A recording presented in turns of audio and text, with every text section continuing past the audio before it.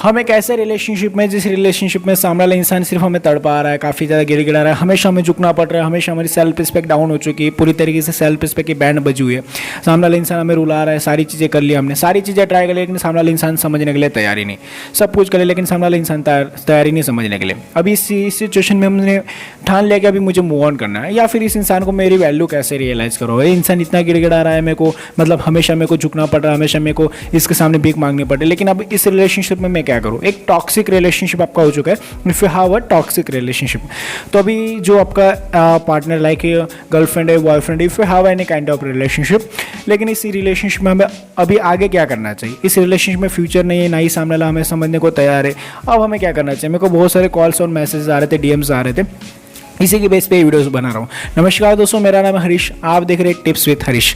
चलिए शुरू करते हैं। गाइस, आप में से बहुत सारे ऐसे लोग हैं जो मुझसे पर्सनली कनेक्टेड होना चाहते हैं, अपने रिलेशनशिप रिलेटेड प्रॉब्लम जो है मुझे शेयर करना चाहते हैं। अगर आप ऑनलाइन मुझसे कॉल पर बात करना चाहते हैं तो आप मुझे, जैसे आपको स्क्रीन पर मेरा व्हाट्सअप नंबर दिख रहा है, आप डायरेक्टली वहाँ पर जाकर कॉल बुक कर सकते हैं, या फिर इंस्टाग्राम की आईडी स्क्रीन पर दिख रही है, आप वहाँ पर जाकर मुझे मैसेज कर सकते हैं और कॉल बुक करके मुझसे पर्सनली अपनी प्रॉब्लम शेयर कर सकते हैं।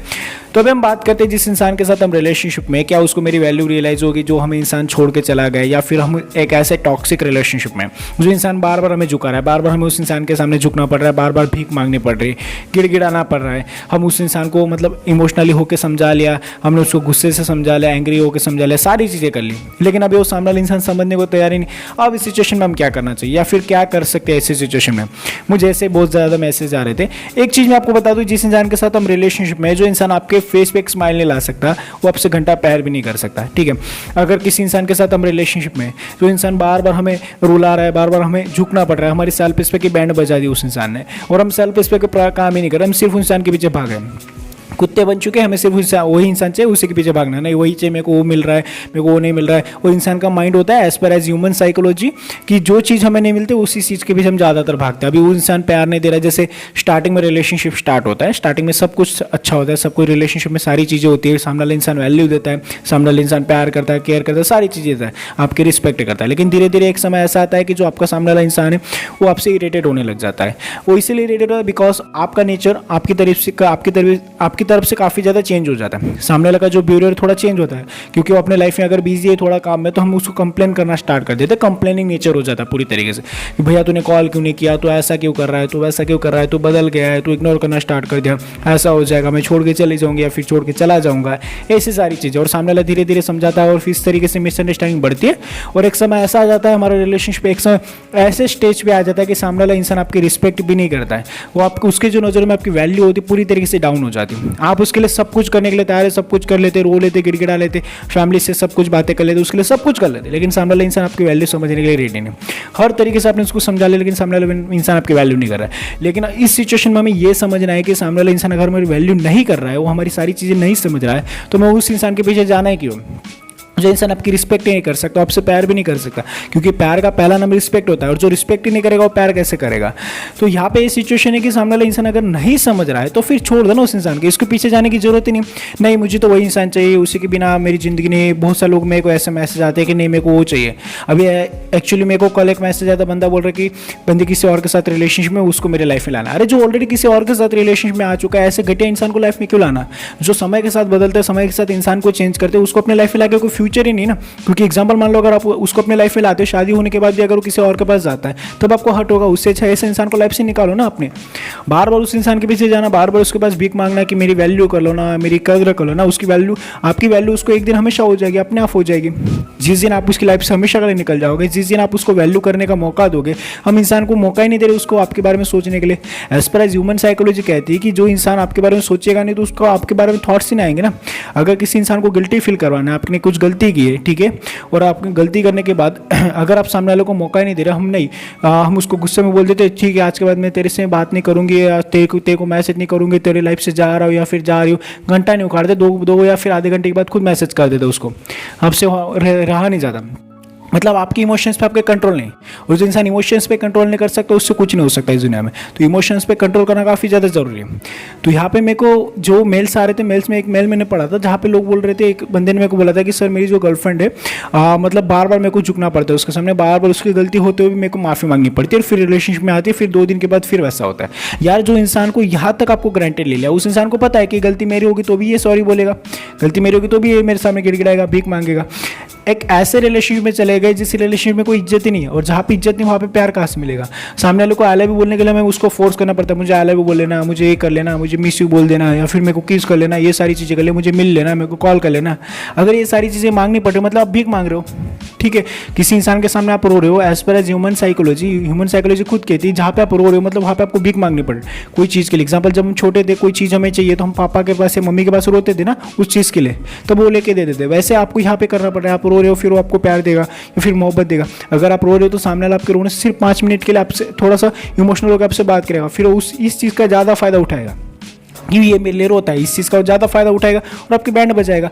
और ऐसे करते करते आपकी सेल्फ रिस्पेक्ट की पूरी तरीके से बैंड बच जाती है, और हम रिलेशनशिप पे इतना ज़्यादा घुस जाते हैं कि उस इंसान हम ये तक नहीं चेक कर पाते कि हमारी सेल्फ रिस्पेक्ट डाउन हो इसी रिलेशनशिप में। भैया सेल्फ रिस्पेक्ट के तो ध्यान दे लो। मेरे को बहुत सारे ऐसे मैसेज आते हैं, मैं लोगों को समझा के थक चुका हूँ कि सेल्फ रिस्पेक्ट देखो, इंसान है वो, चलो मानते हैं रिलेशनशिप में प्यार है सारी चीज़ें, लेकिन सेल्फ रिस्पेक्ट भी है ना, कोई इज्जत है ना हमारी। अगर हम सेल्फ रिस्पेक्ट की ध्यान ही नहीं दे रहे, सिर्फ वही इंसान चाहिए, इग्नोर कर रहा है, सारी चीज़ें कर रहा है, वैल्यू नहीं कर रहा है, करने दो, नहीं कर रहा है तो जा दो। हमें ये सोचना है, हमारी इस पॉइंट ऑफ व्यू से सोचना है कि अगर सामने वाला नहीं कर रहा है तो गलत मैं नहीं, गलत वो है क्योंकि वो हमारी वैल्यू नहीं कर रहा है। क्योंकि ऐसा इंसान मिलना मुश्किल है, और हम उसको मिले हैं तो हमें लास्ट में हमें एक चीज़ सोचनी है कि मैंने इस रिलेशनशिप में 100% दे दिया, मैंने रो के समझ लिया, गिड़गिड़ा लिया, भीख मांग ली, ऑब्वियसली चलो मानते हैं ताली एक हाथ से नहीं बचे, दोनों हाथ से बचे, आपकी भी गलती उसकी भी गलती। लेकिन आप क्यों, आपकी गलती क्या, आप कंप्लेन कर रहे हो, आप लड़ रहे हो, या फिर आपको इग्नोर कर रहा है तो आप उसको कॉल मैसेज के लिए फोर्स करिए, यही आपकी गलती है। क्यों करे, क्योंकि आप उससे प्यार करते हो इसीलिए ना। लेकिन सामने वाला इंसान ये चीज़ को समझने के लिए तैयार ही नहीं, वो सिर्फ आपको पागल बोल रहा है, तू पागल है, तू ऐसा है, तू वैसा है, तूने फैमिली में बात क्योंकि तू ऐसा करता है, तू वैसा करता है, या फिर तू कॉल मैसेज ज़्यादा करता है, तू शक करता है, ये सारी चीज़ें बोल रहा है। अगर आपके रोने से सामने वाले को फर्क पड़ता तो आपको रोने नहीं देता। आपको ये चीज़ यहाँ पे देखनी है कि सामने वाले के लिए हमें रोना पड़ रहा है, सामने वाले के लिए हमें भीख मांगनी पड़ रही है कि मेरे को प्यार दे दे। अगर आप ये सारी चीज़ें मांग रहे हो तो एक चीज़ हमेशा याद रखना, प्यार, मोहब्बत, केयर, इज्जत, ये सारी चीज़ें मांगी नहीं जाती, ये सारी चीज़ें कमानी पड़ती हैं। उसकी नज़र में अगर आपकी वैल्यू है, she have a feelings about you, ये have feelings about you, definitely सारी चीज़ें मिलेगी।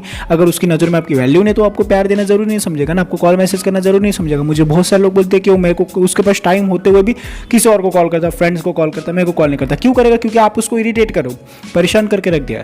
तो उसको अगर अपनी वैल्यू करवानी तो छोड़ दो इस इंसान को, जाने तो अपने लाइफ में आगे बढ़ो। अगर हम बार बार उस इंसान को नहीं यार मेरी वैल्यू कर ले, 2 दिन दूर हो जाते, 10 दिन दूर हो जाते, फिर मेरे को मैसेज करते कि sir no contact rule follow करा, लेकिन उसको फर्क नहीं पड़ रहा है। नो कॉन्टैक्ट रूल उसको फर्क पड़ने के लिए नहीं, नो कॉन्टैक्ट रूल खुद के ऊपर काम करने के लिए होता है कि हम खुद के ऊपर काम करें, खुद के ऊपर कुछ करें जब हम लाइफ में आगे बढ़े। सामने वाले को ये सोचने के लिए नहीं कि सामने वाले के बारे में सोचते रहो नो कॉन्टैक्ट रूल में कि नहीं उसको वैल्यू होगी, उसको वैल्यू होगी, ऐसा नहीं होता। नो कॉन्टैक्ट रूल का रियल मीनिंग ये होता है कि हमें खुद के ऊपर काम करके आगे बढ़ना है, कुछ करना है लाइफ में कुछ गोल सेट करना है। वो इंसान को हमने जो सेट करके रखा ना माइंड में, सारा कचरा निकाल के वहाँ पे कुछ डालना है जिससे हम हमारी अचीवमेंट कर पाए, या फिर कुछ छोटा सा भी अचीव कर ले लेकिन कुछ करे जिसमें हमारा मन लगे। नो कॉन्टैक्ट रूल का मतलब अगर उसको वैल्यू करने तो करेगा, नहीं करेंगे तो बाहर में जाए। और वैल्यू सबको होती है। अगर मैं पॉइंट ऑफ व्यू से बात करूँ सिर्फ एक वर्ड में तो वैल्यू सबको होती है आपके जाने के बाद। जिस दिन हम अगर मान लो कोई चीज़ हमारे पास थी, ठीक है, अगर एग्जाम्पल कोई पुरानी गाड़ी थी, हमने उस गाड़ी को बेच के नई गाड़ी ले ली और उस गाड़ी में कुछ खराबी आई तो हम क्या बोलते हैं, अरे यार मेरी पुरानी गाड़ी बहुत अच्छी थी, उसमें ये सारे फीचर्स थे, उसमें ये थी। जब हमें वैल्यू होती है ना तो वैसे इंसान होता है, इंसान को भी आपकी वैल्यू तब आएगी जब उसको ये सारी चीज़ें नहीं मिलेगी। अगर वो किसी और रिलेशनशिप में जाता है या फिर कोई ऐसे लाइफ में उसके मूवमेंट्स आते हैं जहाँ पे वो सैड होता है, तब आपकी वैल्यू समझ में आएगी कि नहीं यार इस समय वो इंसान था तो वो केयर करता था, फिर वो इंसान था तो ये सारी चीज़ें मिलती थी, तो आपकी वैल्यू भी उसको एक दिन समझ में आ जाएगी। तो आपको उसके सामने समझाने की कोशिश नहीं करनी कि तू मेरी वैल्यू समझ ले, मैं तेरी लाइफ से चला जाऊँगा, बहुत बड़ा ये हो जाएगा, वो हो जाएगा, ये सारी चीज़ें समझाने की जरूरत नहीं है सामने वाले को। वो अपने आप आपकी वैल्यू उसको एक दिन हो ही जाने वाली, जिस दिन आप उसकी लाइफ अपने लाइफ में मूव ऑन कर जाओगे उसको छोड़ देंगे। लेकिन अगर उसके सामने गिड़गिड़ा रहे हो, भीख मांग रहे हो, उसके पीछे भाग रहे हो तो कुछ नहीं हो पाएगा। सामने वाला आपकी इतने हद तक आपको ग्रांटेड ले रहा है, ऑलरेडी ले चुका है और ज़्यादा लेगा, फिर आपकी वैल्यू तो दूर की बात है, वो इंसान आपसे बात तक करना जरूरी नहीं समझेगा। तो इसीलिए पहले अपनी सेल्फ रिस्पेक्ट को प्रायोरिटी दो, फिर किसी इंसान से बात करो। आई होप कि आपको वीडियो पसंद आएगी। वीडियो पसंद आए तो लाइक, शेयर और सब्सक्राइब कर दीजिए। मुझसे पर्सनली कॉल पर कनेक्ट होने के लिए इंस्टाग्राम की आईडी दिख रही है, मेरा नंबर दिख रहा है, आप डायरेक्टली कॉल बुक कर सकते हैं। बहुत सारे लोग डायरेक्ट कॉल करते हैं, प्लीज़ डायरेक्टली कॉल मत करिए, आप डायरेक्ट पहले कॉल बुक करिए फिर कॉल करिए। Thank you so much for watching this video. Take care, bye bye.